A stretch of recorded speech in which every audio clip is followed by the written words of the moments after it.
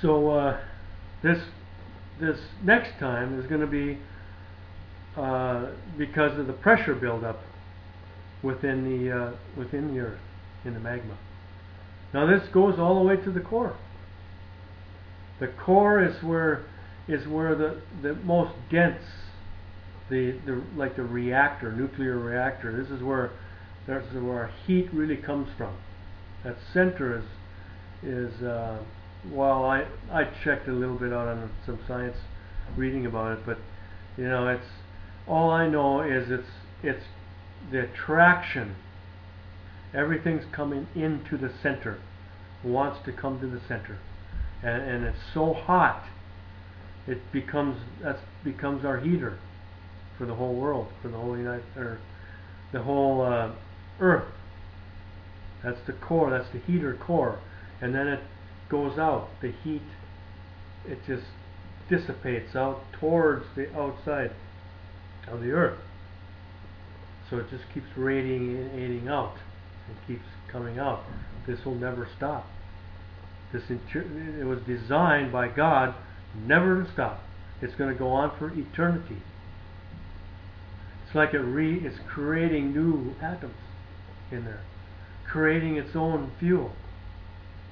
Okay, and I don't think science can even understand what's going on in the center.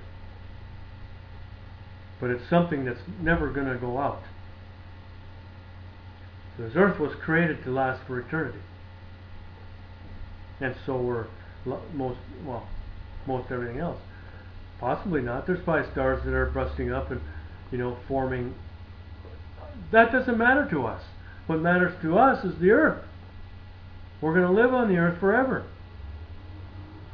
So God designed this thing to always give us heat.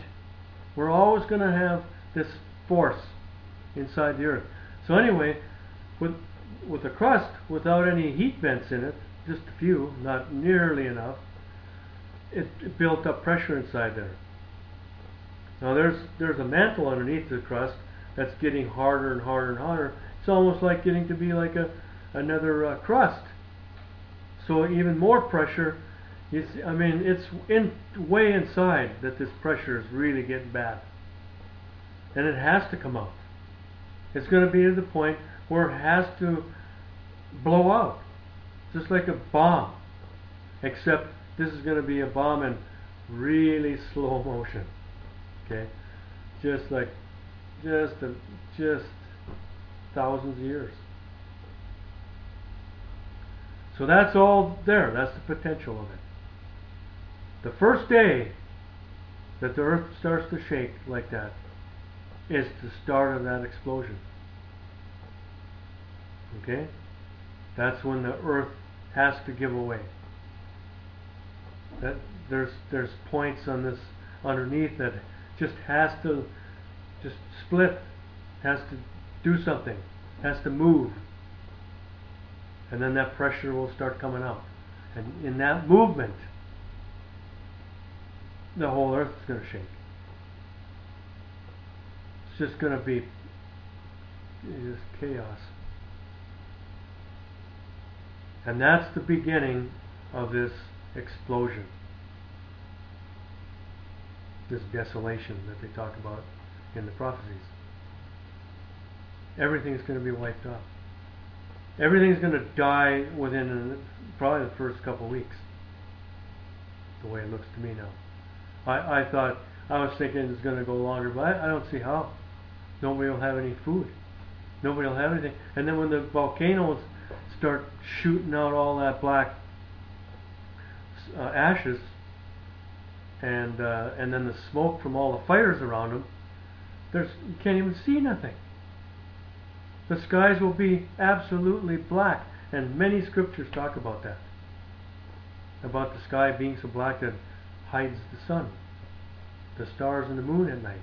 Everything's going to be gone. Be just black.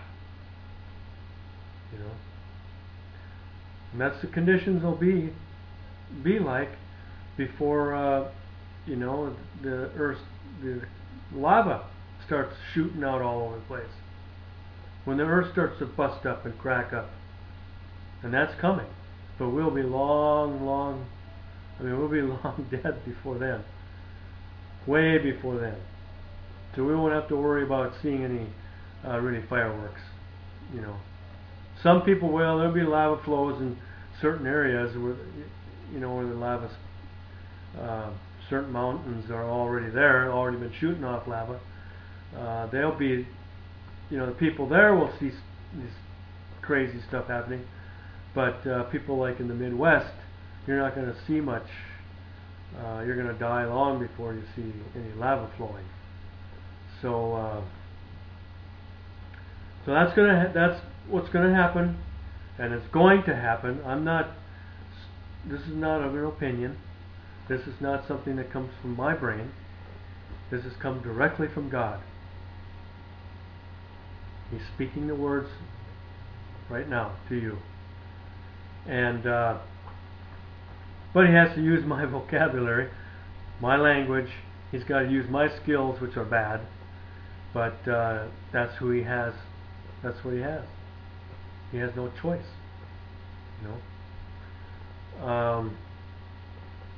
My body will be gone long before this first day.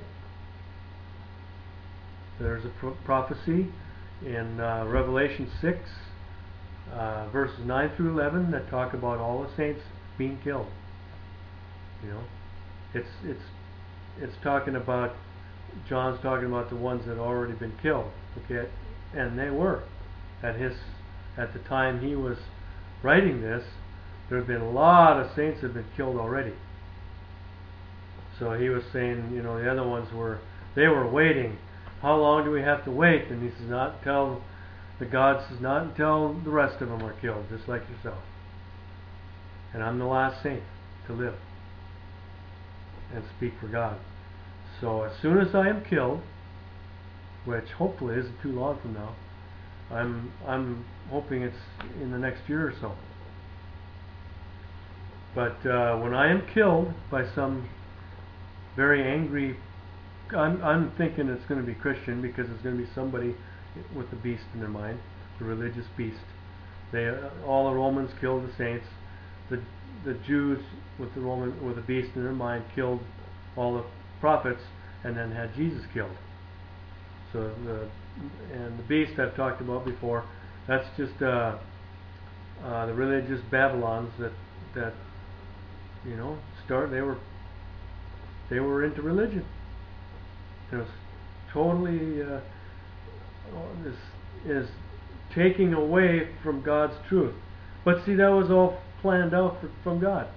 He wanted that to get this beast in their mind, to keep them all deceived from the truth. Okay, and that happened. And Christianity was used to get the scriptures from those other saints to me. So in over 1,600 years, that scriptures didn't do any good to anybody. It was just held on to by the Christians until I received it. And then he had me read it for a couple of years, and about 24 years later, then now he's using those vocabulary words to speak with. Alright? So that's how God works. That's how he does it. And that's what he did to set up the end of this age, and speak it into existence. Everybody's going to die through this whole process, and then we're going to wake up in a different world. And I'll get to that right after this.